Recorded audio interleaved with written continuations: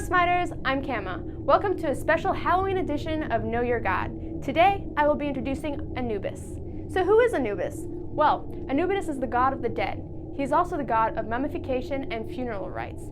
He is commonly depicted with a jackal's head and a man's body. So why a jackal's head? It's because Egyptians saw jackals scavenging cemeteries and thus associate them with the dead.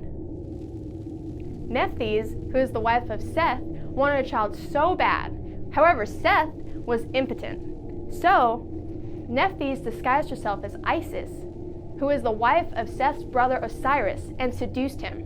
From that union, Anubis was born. Osiris cared for Anubis as his own, but when Osiris was murdered by his brother Seth, Anubis embalmed his adoptive father and mummified his corpse. This preservation passed on to the people of Egypt, who thought that if it was good enough for the gods, it would be good enough for man. If the corpse wasn't mummified properly, Anubis would come and dig up the corpse and eat it. No one entered the underworld without being first judged by Anubis. When corpses are preserved, he is the embalmer. When time for judgment comes, he is the final arbiter.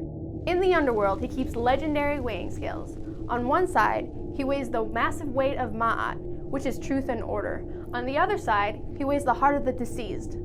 Should the weight of Ma'at prove infinitely heavier than that of the heart, well then you're out of luck, man, because Anubis will cast your soul deep into the underworld, where it will be forever forgotten, never to be reborn again. Now for the art.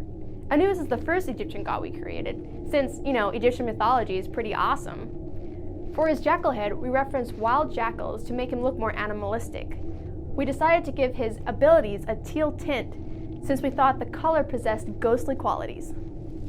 The Gravehound skin was created because he is purely the god of the dead, so we wanted it to represent death.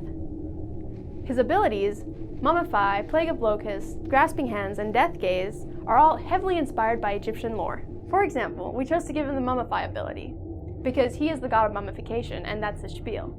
Also, his ultimate ability, Death Gaze, was all about looking death in the eye. The reason Anubis is a mage is because he represents all things mystical. Even in the Egyptian Book of the Dead, which is heavily tied to Anubis, is filled with magical spells. Thanks for watching, guys, and smite on!